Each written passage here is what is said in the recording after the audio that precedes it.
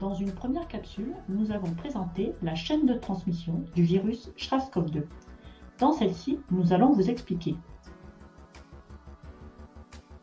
pourquoi l'appelle-t-on coronavirus?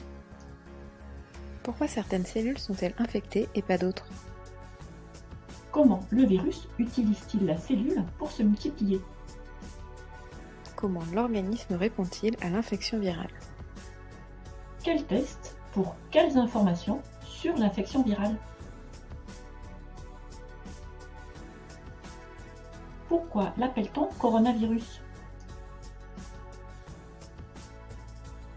Le SARS-CoV-2 appartient au genre des coronavirus. Ce virus est une particule composée de protéines et de matériel génétique. Il est délimité par une enveloppe. Le matériel génétique des coronavirus est sous forme ARN. Cet ARN est protégé par une enveloppe constituée de lipides et de protéines, dont certaines portent le nom de spicules. Les spicules ancrées dans l'enveloppe du virus lui permettent de se fixer et d'entrer dans les cellules. Leur disposition dans l'enveloppe leur donne un aspect de couronne. La couronne de protéines qui entoure le virus se voit nettement lorsqu'on l'observe au microscope électronique à transmission. Pourquoi certaines cellules sont infectées et pas d'autres? Les protéines de l'enveloppe virale se fixent sur un récepteur appelé ACE2.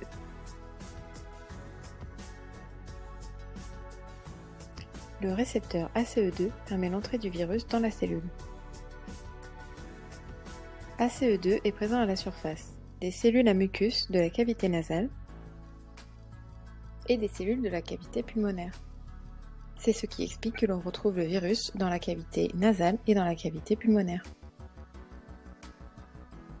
Les cellules pulmonaires composent la structure anatomique intervenant dans les échanges des gaz respiratoires, dioxygène et dioxyde de carbone. Cette structure anatomique est appelée la barrière alvéolo-capillaire. Comment le virus utilise-t-il la cellule pour se multiplier?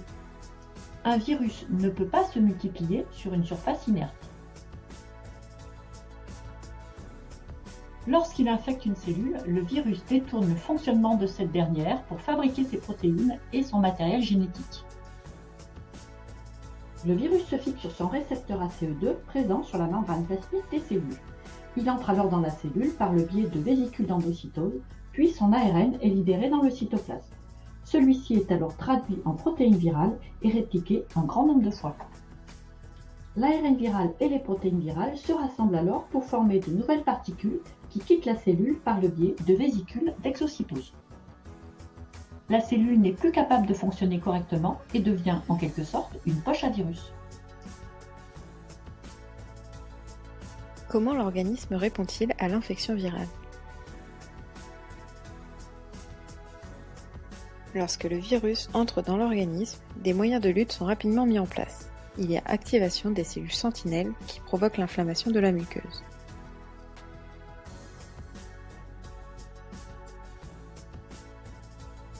Cette inflammation attire les cellules phagocytaires qui détruisent en partie l'élément étranger et produisent des molécules signales appelées cytokines. Ces cytokines peuvent provoquer de la fièvre.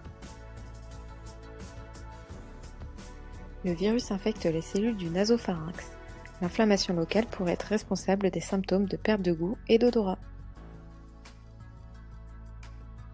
En quelques jours, si les cellules immunitaires ne l'ont pas éliminé, le virus infecte les cellules pulmonaires. Au cours d'une infection persistante, la réponse inflammatoire peut s'emballer en produisant de grandes quantités de cytokines. C'est ce qu'on appelle l'orage cytokinique. L'orage cytokinique provoque une destruction de la barrière alvéolo-capillaire qui conduit à un syndrome respiratoire aigu sévère. Quelques jours après l'entrée du virus dans l'organisme, celui-ci met en place une défense immunitaire, la synthèse des anticorps par les plasmocytes. Ces anticorps ciblent de façon très spécifique ce virus. Des lymphocytes B mémoire pourraient être produits à ce moment-là et mobilisables en cas de nouveau contact avec ce virus. C'est ce qu'on appelle l'immunité acquise. Quels tests pour quelles informations sur l'infection virale? Il existe deux types de tests, le test virologique par RT-PCR et le test sérologique. Étudions tout d'abord le test virologique par RT-PCR. Les tests virologiques par la technique de RT-PCR et actuellement disponibles s'appuient sur la recherche du matériel génétique du virus. Le test RT-PCR permet de détecter la présence d'ARN viral. Grâce à ce test, le médecin pose un diagnostic d'infection par le virus SARS-CoV-2. Pour réaliser ce test, il faut effectuer un prélèvement au site de l'infection. On réalise principalement des prélèvements de type nasopharyngé. Ce prélèvement doit être effectué correctement pour éviter des résultats faussement négatifs. Par exemple, si le prélèvement n'est pas assez profond ou si le virus est déjà descendu dans les poumons, on ne prélève aucun virus au niveau du nasopharynx. Le test virologique par RT-PCR commence par une étape de rétrotranscription pour transcrire l'ARN simple brin viral en ADN double brin viral. L'ADN viral est alors répliqué un grand nombre de fois. C'est cette étape d'amplification qui permet de détecter de très petites quantités d'ARN viral.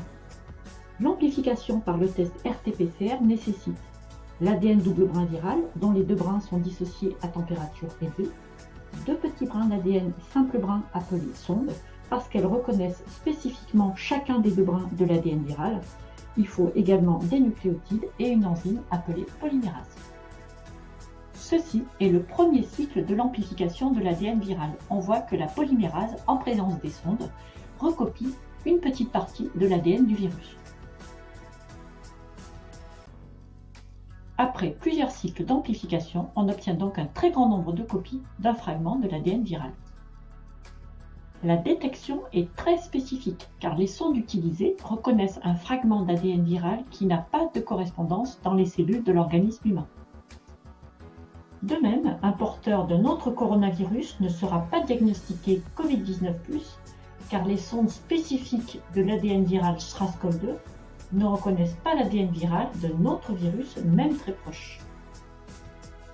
Ainsi, lorsque l'ARN viral SARS-CoV-2 est présent dans le tube du patient, alors il y a détection d'ADN viral produit par amplification et le résultat est rendu comme positif.